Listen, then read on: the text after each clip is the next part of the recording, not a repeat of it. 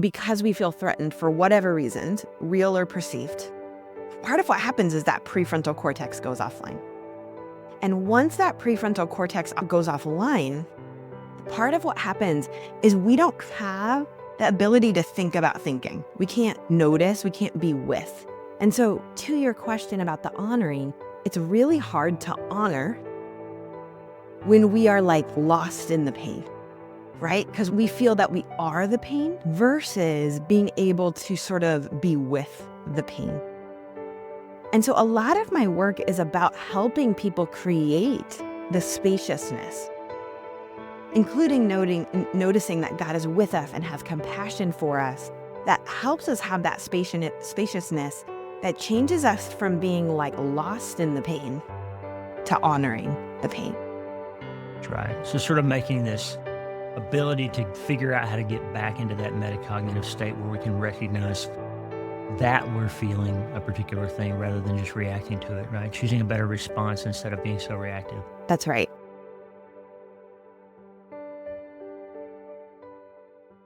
Good morning, my friend. I'm Dr. Lee Warren. I'm so grateful to be back with you. And let me tell you, if you don't hear it from anybody else but me today, I want you to know that I'm really proud of you and I'm grateful for you. Why am I proud of you? You might ask, especially if you've never heard my voice before or seen my face before this video that you're watching or this podcast that you're listening to. I'm proud of you because you're doing the work. You're here. Like whatever's going on in your life, you could make a lot of different choices today. You could be listening to anything, consuming any type of content, scrolling on Netflix, being on Instagram, but you're here in this space to learn how we smash faith and neuroscience together to achieve healing, hope, and higher performance in our lives. That means you've been through something, you're going through something, or you have somebody that you love that's going through something, and you want to make a difference. You want to figure out how to flourish in your lives, how to help other people become healthier, feel better, and be happier. And you're doing the hard work. You could be doing anything, but you're here. And I honor that.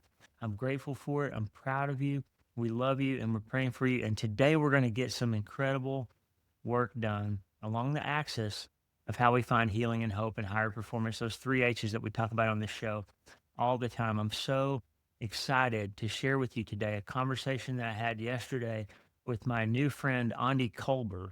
Aundi is a writer, a therapist, but she's written 3 incredible books, one called Strong Like Water, one called Try Softer, and her brand new one that we have some giveaway copies of. So stick around to the very end to learn how you can win a copy of Aundi's newest book, Take What You Need. Aundi's approach is not knuckle down, bare knuckle it through life, keep trying harder, press the gas, and go as hard and as fast as you can to heal. It's not that.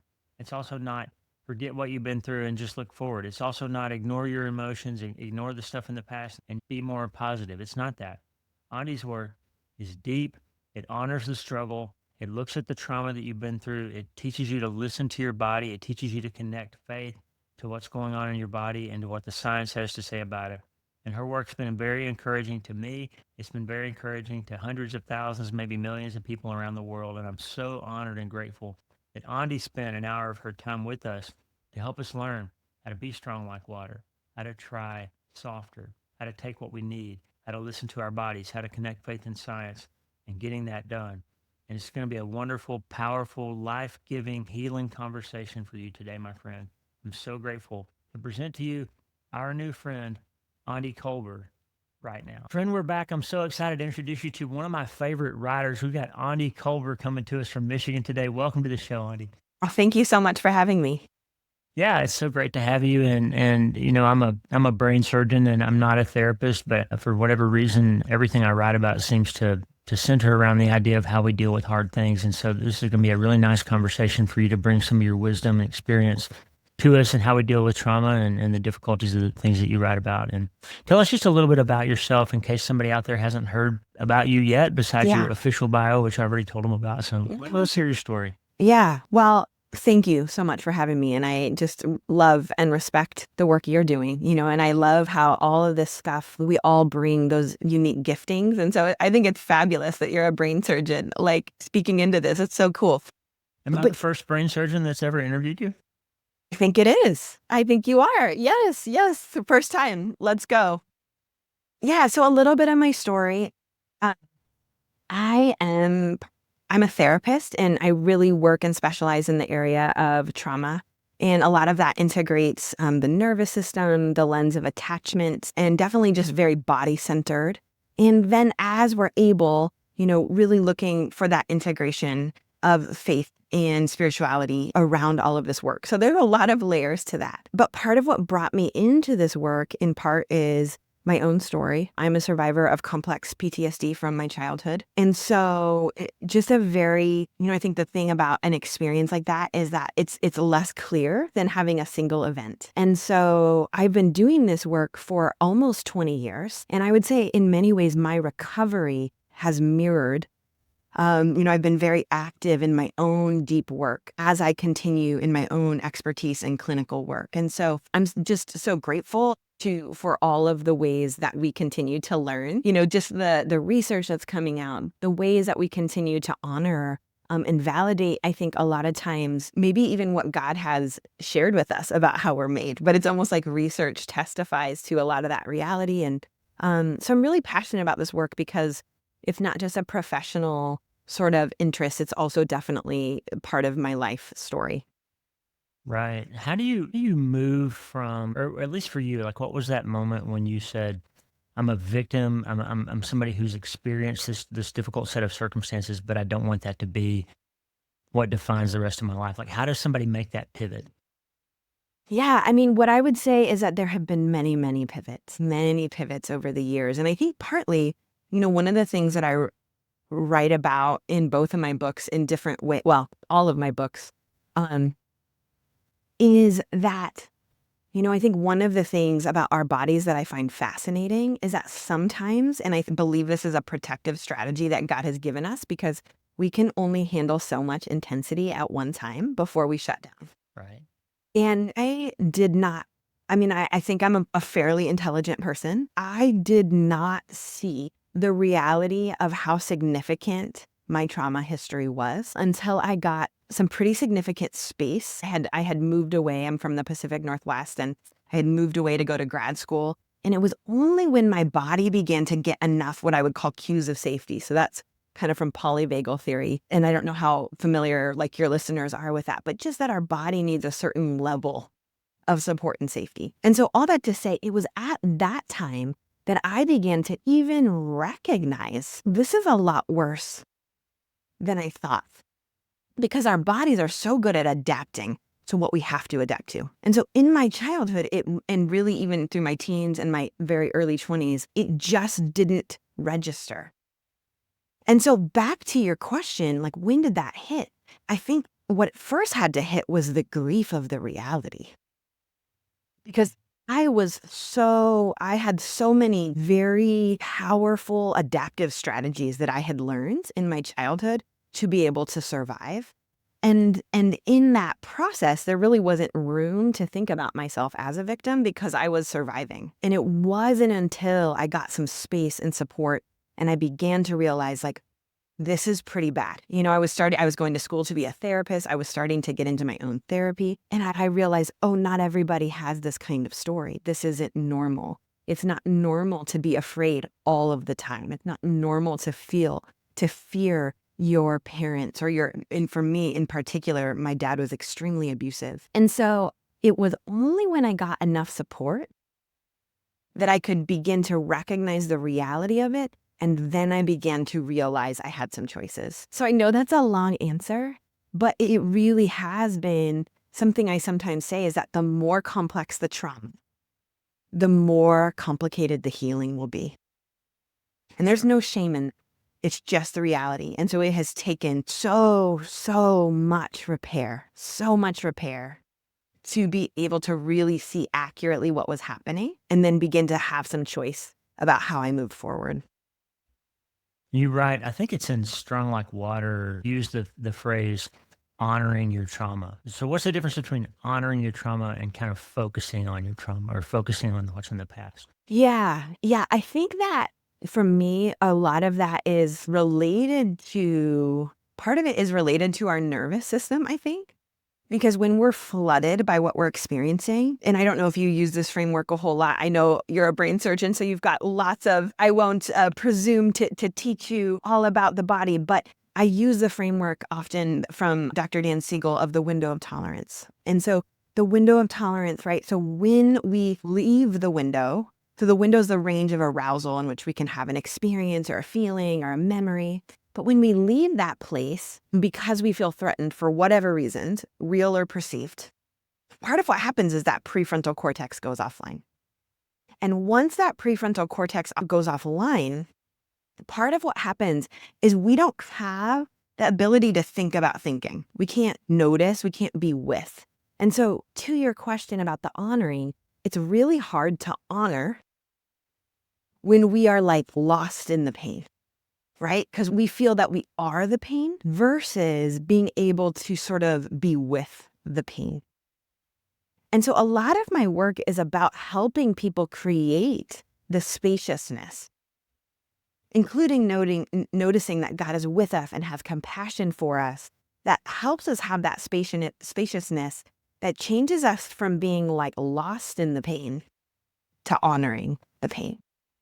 That's right. So sort of making this ability to figure out how to get back into that metacognitive state where we can recognize that we're feeling a particular thing rather than just reacting to it, right? Choosing a better response instead of being so reactive. That's right. So how do we do that? I mean, how do we begin to do that? And maybe what role you mentioned God, like what role does faith and this idea of renewing our minds and all those things have to do with that shifting of the window of tolerance for us? Yeah. Well, so what I would say is that, so a lot of how I teach and work with this is understanding that, our body is constantly assessing our level of safety or threat. And so that's from the work of Dr. Stephen Porges, neuroception. We're constantly assessing. And for those who have, for example, a history of trauma or unresolved trauma, part of what happens is that our body has encoded that experience. And when it's not resolved, it feels active. And so the result of that on the window of tolerance is that it shrinks. And so when window of tolerance shrinks, we are more likely to go instantaneously and subconsciously outside of that metacognitive state that you're talking about, where we have choices, into just reactiveness, just survival mode. Sometimes this is where we're living out of alignment. Sometimes this is where it's like, we have a stated value about who we are as a person or a person of faith or whatever that is. But in the midst of what is going on, we are reactive to what we are perceiving, this threat that we're perceiving, right? So I'm sharing all that to say that part of what I have observed and seen in my work, and really a lot of the work I do in therapy with folks, is that part of how we expand the window. Because in a way, that's part of that key, is how do we stay in the metacognitive state that would allow us to live in alignment. And part of what happens when we're doing that is being able to register the cues of safety that are available. And so when faith has been a resource to us, for me, like my experience is that God is the author of our healing. And so when we have the eyes to see and when we're capable of accessing that, sometimes that in and of itself, that witness, the witness of God, the witness, even sort of witness of like being able to be in creation and take in the cues of safety, like in this moment I am safe. In this moment I have choices. This scary thing that happened is not happening in this moment. That's right. All of these things can give cues of safety to our body, and that can help us. I use the language sometimes of we can keep a tether to that safety. That helps us to stay connected to sort of that ground that holds us steady. And it's from that place that we can continue to build the ground. We can continue to see the ways that maybe God has been faithful, the ways that we have choices, the ways that we can live in integrity, the ways that we can reimagine how to face the situations we're facing. So this is a long answer, but I think these are complex questions, right? Because if it was easy, we would all just do it. That's right. And for trauma survivors, and maybe even if you don't identify yourself as a trauma survivor, but maybe you've recently been through something really significant and your body is still processing the intensity of that, there is a weight and a cost on our nervous system. And so learning to say, I sort of say, the more that we can attend to some of that pain, paradoxically, it actually allows us to be resilient. If we can do it in a way, I know you talk about not sort of getting over on the pain, right? And feel free to correct me if I'm wrong, but just sort of also, it's put a large emphasis on how we are with the pain really matters. That's right. Yeah, I had this experience when I came home from the Iraq War. I was there. We got mortared every day. Survived 100 mortar and rocket attacks, and did 200 brain surgeries in that environment, in the 10 hospital, and all that. And when I got home, for years, loud noises, fireworks, helicopters going by, I would zone. I had PTSD. It took me a long Sure. time to name it, and it was weird because here I am, a 35, 36-year-old at the time, professional neuroscience brain surgeon, educated, understood how the brain works and all that stuff, and it was still happening to me. So I had a lot of empathy for these 18, 19-year-old soldiers that came home that didn't have that training and experience. But I would have to. I learned how to get this anticipatory state where I would say to myself, okay, it's 4th of July. We're going to go to this place. There's going to be loud noises. It's not a rocket. It's not a mortar. And I would have to preach that to my body in order to be able to be in that space and let my kids enjoy the fireworks shows and all those things. Like, does that make sense to you? Like, just Absolutely. thinking in advance of where we're going to be and that we're going to be safe and kind of preparing our minds and our bodies for that. Yeah. Yeah. Well, first of all, thank you for sharing that. That's a lot. And that's a very, I think, real sort of like that impact of not just the event, right? But it's how your body experienced the event and how that was held in your body over time. That it is sort of like the re-experiencing of that and how significant that is for our functioning, right? And so I want to honor that because that's a big deal. And what I would just say, what you're naming there, I think is a great example of what I would call resourcing.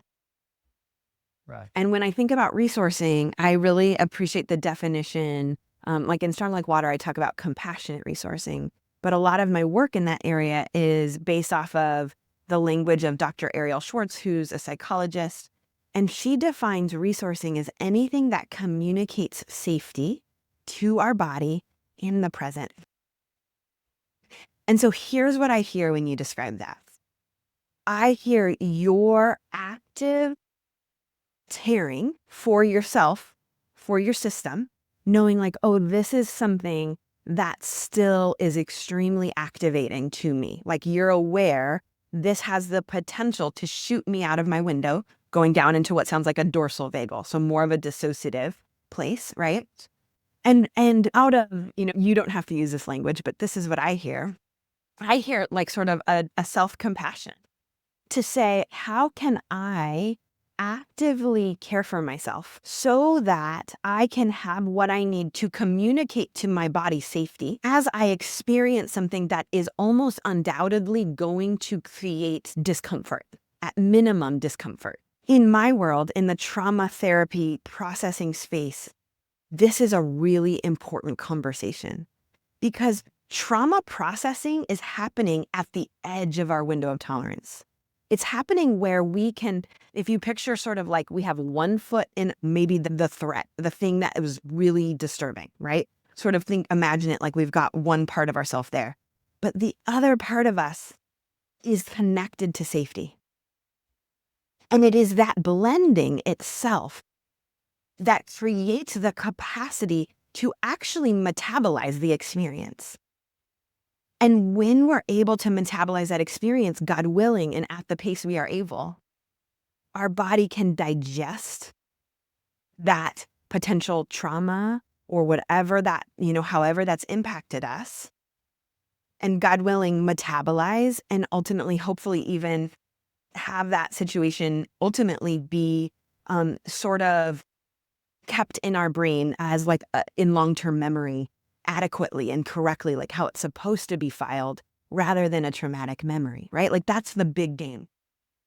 But all of that comes from, like your example is a great example of, healing work is not all about just avoiding the pain, but it's making sure that when we experience the pain, do we have the resources now? Can we access the people, the faith, these things that can allow us to touch that pain in a way that our body can actually metabolize? Wow.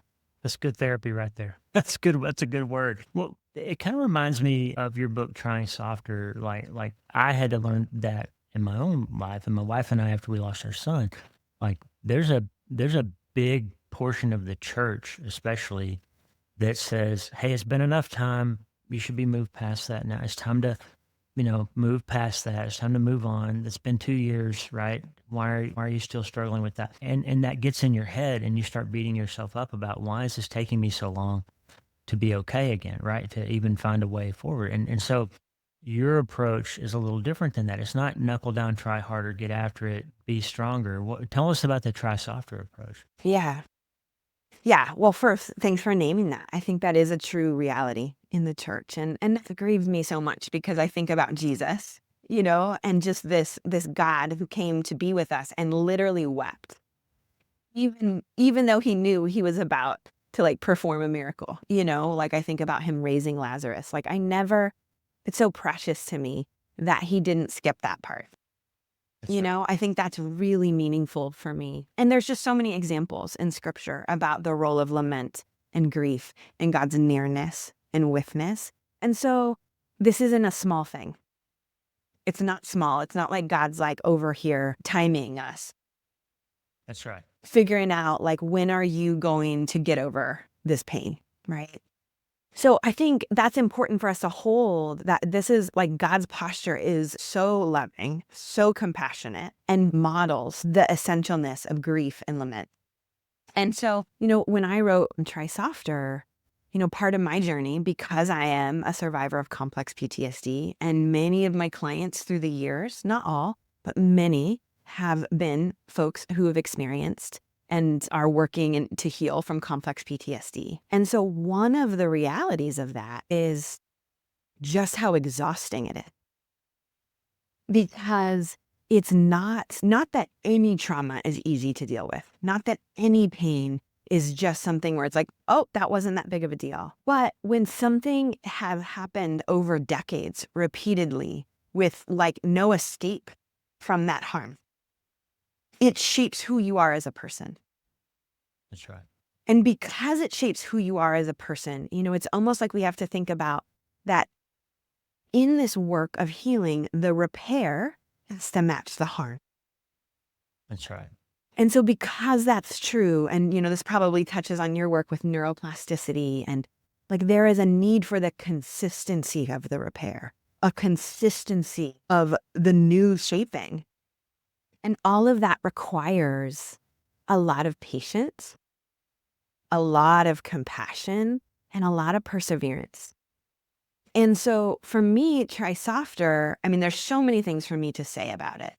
But I think a part of it was naming the reality that I survived one of my, not the only, but one of my strategies in surviving my childhood was that I got really good at white knuckling. I got really good at pushing past my limits. I got really good at ignoring my body. I got really good at saying yes when I meant no. I got really good at seeming like I was okay. I got really good just moving forward even when I was in deep pain. And one of the things that I had to learn, both professionally and personally, because it's very much impacted my work with clients, is that though that posture of, intensity, or sometimes we do have to work hard, sometimes we do have to survive, there are times when, thank God that our bodies are made to survive. But that way of being is really a profound mismatch with so much of the life that God calls us to. It's very difficult to experience like presence, or really to have eyes to see the way that God is with us, or to have eyes to see the goodness all around us, or to see the way that there are people who love us or who are on our team, right? It's really hard to do that. And so Try Softer is really about, I use the language that it's about learning to pay compassionate attention to our body and our story and our experience in the same way that God is already deeply compassionate to us.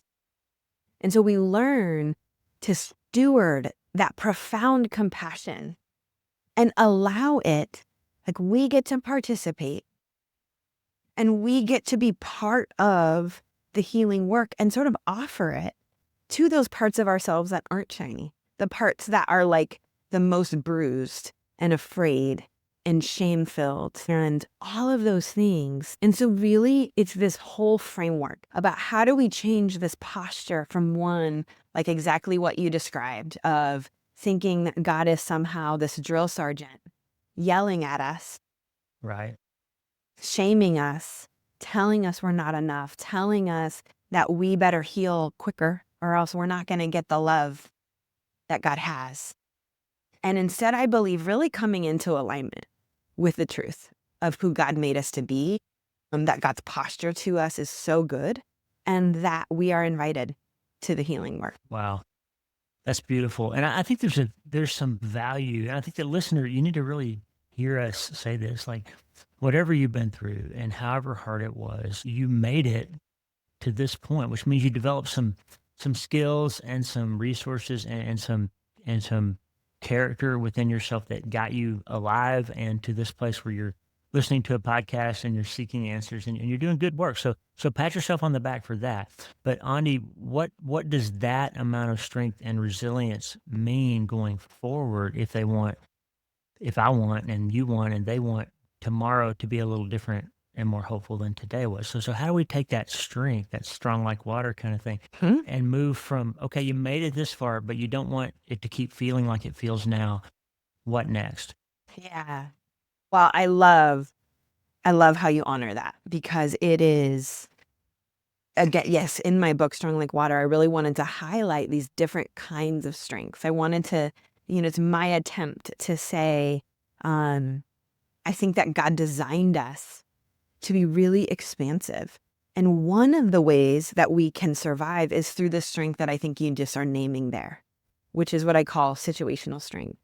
And it's this life, I call it like sort of life or death energy. It's probably the kind of energy that soldiers on the field, when things are, getting extremely dangerous and real, like hyper focused, whatever you have to do, right? To be able to make it through this moment. That's right. And I think a lot of people, like if you've gone through a crisis or a death of a loved one or a intense medical scare or all of these things, it's incredibly normal, and I would actually say God-given, that we tap into this strength that allows us to say, like, we get sort of binary and we get very like hyper-focused in those places in order to just simply survive. And I think of this kind of strength as sort of like a high octane fuel. Right. And as a brain surgeon, you probably know a lot of this stuff so much better than I do. But what I want to name is that our bodies are not meant to sustain this level of intensity, like the wear and Sure. tear of that, the literal like implications for our continued ability to just live are really significant if that's the only way that we are living. And so a lot of my work in Strong Like Water and really even in Try Softer is connected to this idea of, and for me, this actually reminds me a lot of the way of Jesus. It's the paradox of so much of this work, is that we think that, if you've been through, let's just say like someone's, lost a spouse or a child or something. And we often in our culture, or maybe even sometimes in church, say, oh gosh, do you see how strong they are? They don't even talk about it. That's right. They just kept going. They didn't even take a day off. They just kept volunteering. They just kept fill in the blank. And what I would say is that this more expansive strength, and this is what I talk about as through the lens of what I call the flow of strength, like our bodies, yes, we are made to survive. We are also very much made for healing. That's right. Amen. We are also very much, and like, to me, like, this is one of the clearest signs of a creator in my personal, like, experience of faith, is like just to see the reality that our bodies can actually heal, that we can actually move through pain. And yes, there are times when it isn't always fully processed, but it also can process. And we also can actually grow and heal. And part of what we think that means is by suppressing and pretending and maybe sometimes even spiritually bypassing, like not to, faith can be such a resource, but not when we just say, well, I'm sure everything happens for a reason, right? When you're in the middle of just deep grief and what you really need is for someone just to see you and to honor you and to allow you to come undone in that grief. And so I would say it's those things in a way that we've already touched on, but it is sort of getting and connecting to the safety that we need, which sometimes can't come from inside, sometimes has to come from outside of us, whether it's God or others or nature or music or faith practices or art or these things that allow our body to feel enough safety that we can begin to process what needs to be processed, what needs to be felt, the grief that demands to be felt, all of these things. And what happens is as we do that, we actually move along the flow of strength. We come out of that survival brain, that low brain functioning, and we begin to return to that whole brain functioning, which, as we began our conversation, more of that metacognition, that ability to say, this is some of the hardest thing that I've ever been through, and I'm remembering God's faithfulness to me. I'm remembering these Ebenezers. I'm remembering the times when I have been able to get through hard things. I'm remembering, like, there's this way in which this integration begins to happen. And our brain does this really cool intuitive spiral, our brain and body, which we start to spiral up towards healing, and we resource. Like, this is me doing the spiraling. Love it. And it's so cool because this is this natural progression where we move along that flow of strength. Our body has more and more of what we need to process. And ultimately, we move towards integration. And in that integration, ultimately, that's where we begin to see, like, for me as a trauma therapist, I do something called EMDR, eye movement desensitization reprocessing. And that is like a trauma modality and protocol that helps to reprocess trauma, for example. A lot of times at the end of EMDR, we get to a point where this thing that someone came in with that was very traumatic, potentially, and God willing, we might be able to get to a place that it is now neutral. It is now something that they can consider, and not that they're happy that it happened, but it has beginning to be able to be filed away as a normal memory. What I would say is that that's evidence of integration happening. The traumatic energy and sensory experience and memory and all of that begins to get sort of sloughed off. And what's left is this consolidated memory that our body can say, yep, that happened. And here's maybe what I learned from it, or here's my takeaway, or here's what's also true, or here's the way I've been resilient. And that's what we get to take with me as we move along that flow of strength towards integration. That's so powerful. That's powerful. Listener, it is possible, whatever you've gone through, to do the work, to understand that your brain is designed by your creator to heal, and that you have the capacity to do that, whatever you've been through. Somebody's going to write me an email after this episode, and they're going to say, okay, that's fine for you and her. You obviously have all this training, but it's too hard for me. You don't know what I've been through. You don't know what my Enneagram is. You don't know what my story is. Like, I can't do this. So speak to that person who doesn't believe that they can heal. Yeah. Yeah. Well, the first thing I would just say, and that comes to mind, is that you are not the only person who has felt that it was not possible for them to heal. That's right. Both of us have.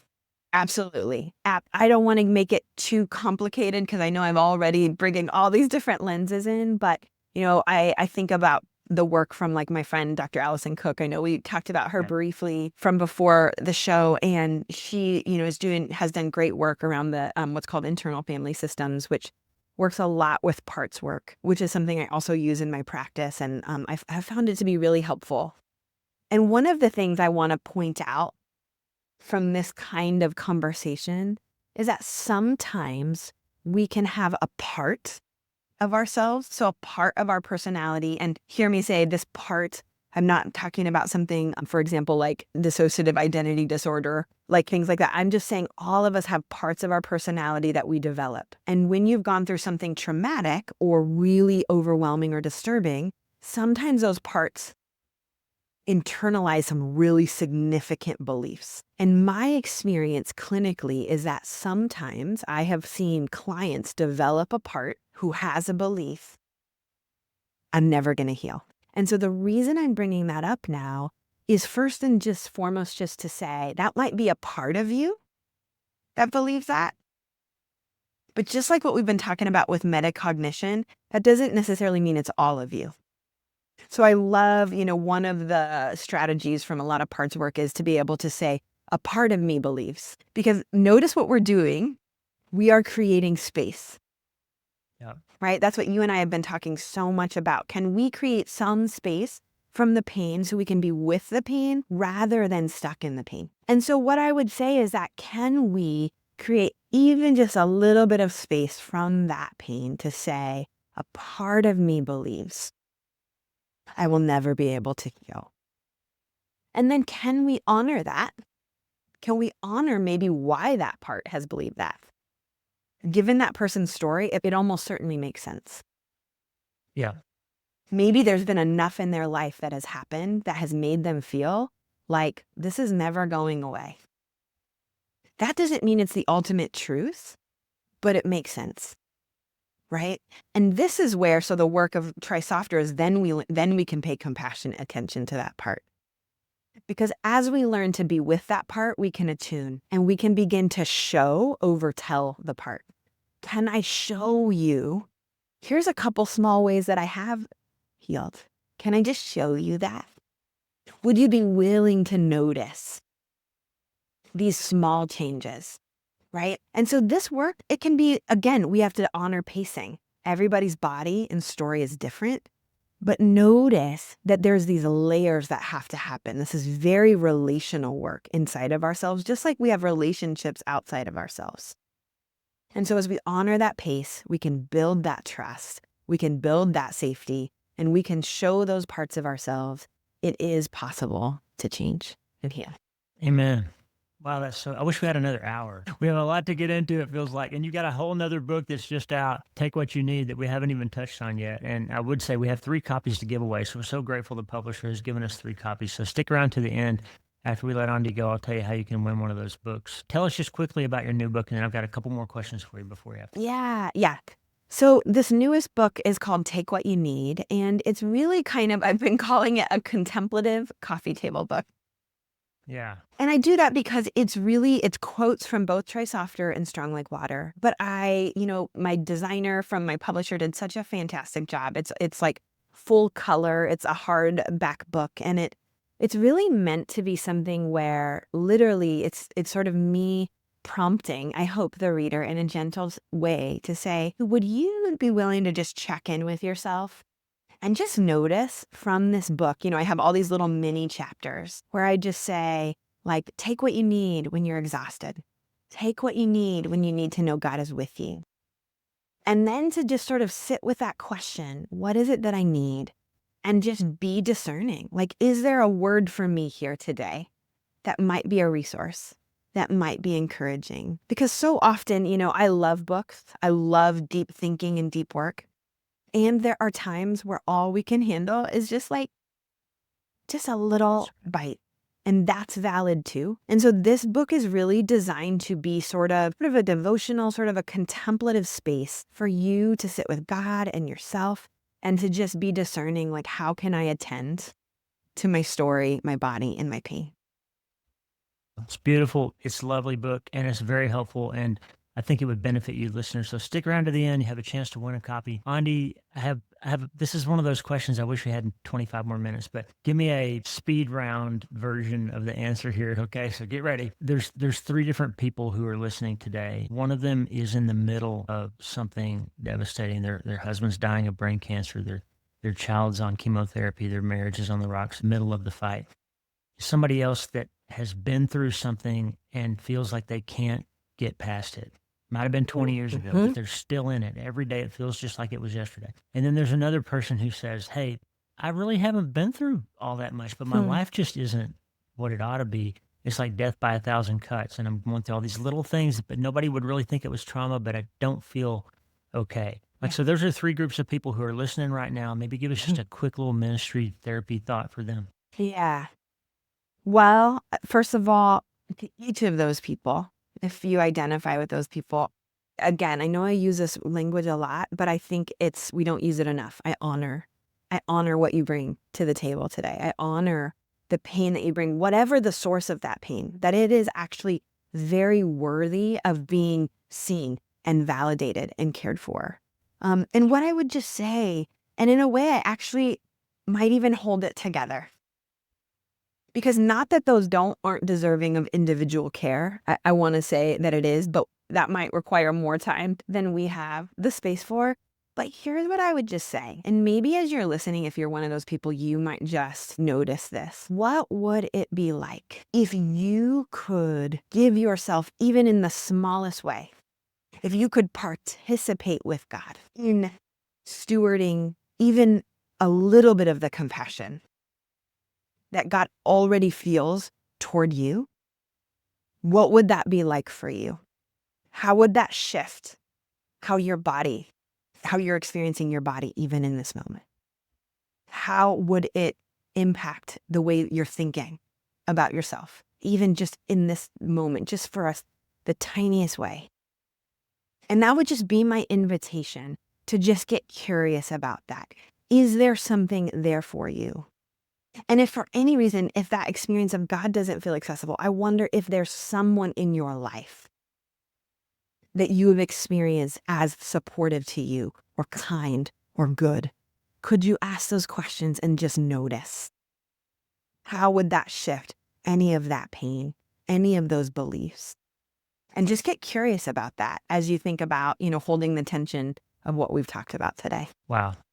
Thank you so much, Aundi. Your work is helping lots of people, including me and my family. And just to appreciate this rich and deep conversation, I think we should probably do it again sometime because I feel like we have a lot more we could cover here. But thank you for the work you're doing. How do people find more out about you? Yeah. Well, thank you so much. And thank you for the work and ministry that you are doing. You can find me on Instagram at Aundi Kolber, also my website, aundi-kolber.com. And there I have a lot of resources and, newsletter, that kind of thing. And then I most recently have gotten into Substack a little bit more. And so if that's something that's of interest to you, feel free to check me out there at Aundi Kolber. Great. Thank you so much for your time. God bless you and your family and the work that you're doing. And we're rooting for you. Thank you so much. I appreciate you. Wow, what an amazing talk. I'm so grateful that Aundi spent the time with us that she did. I told you that was going to be really helpful. And I hope you learned as much from her as I did. I love her books. And we have 3 copies from the publisher to give away of Aundi's brand new, beautiful compilation book, kind of a therapeutic coffee table book, if you will. Take what you need. If you want one of those copies, send us an email to contact@drleewarren.com, contact@drleewarren.com. I need your name, your mailing address, and your zip code. Name, mailing address, and zip code. We cannot ship to a P.O. box, and it has to be a United States address. I'm sorry about that, but the publisher is giving these books out at their expense and shipping them at their expense, and it's very expensive to ship overseas. So name, address, zip code needs to be a U.S. address, no P.O. boxes. Send us an email at contact@drleewarren.com. 48 hours after this episode drops, our assistant Lauren is going to draw the names for the winners of this book 48 hours after the episode drops. So if you hear this podcast or watch this video after about the 12th or 13th of October of 2025, when this episode originally aired on the 10th, then those books have already been given away. So I'm sorry, but if you hear this later, send us an email. We won't write back to you because those books will have already been given away. So it needs to be within 48 hours of the original posting of this video.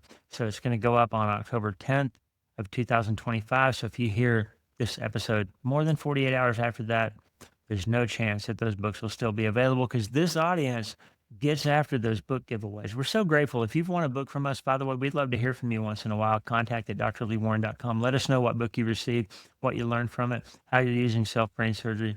And friend, if you're not getting my newsletter, the newsletter is, I think, some of the best part of this work. Every Sunday since 2014, I've been bringing you my best prescriptions for how you can smash faith and neuroscience together to help you achieve healing, hope, and higher performance in any area of your life. It's actionable, it's tactical, it's fun, sometimes deep, sometimes moving, but always useful in getting this holy and important work done. Please check out the newsletter, drleewarren.substack.com, or you can always find it on my website, drleewarren.com. Also, make sure you're following me on Instagram at Dr. Lee Warren on Instagram. I'm also at Dr. Lee Warren on Facebook and TikTok and on YouTube. So check us out there. We'd love to have you following us. Please leave a rating or review wherever you listen to the podcast. It really helps other people to find out about the show. Feel free to share it with a friend if you think this episode would be helpful. And be sure to check out Aundi Kolber's work and the great books that she's writing. Website, we put the link in the show notes for you to have access to all of her information there. Please check out Aundi and the great work that she's doing. Listen, friend, I'm so grateful and proud of you for doing this hard work. Self-brain surgery is not easy, but it is important and it will transform your life. But remember what I always tell you. You can't change your life until you change your mind. And the very good news is you can start today. I'm Dr. Lee Warren. We'll talk to you next time. God bless you, friend.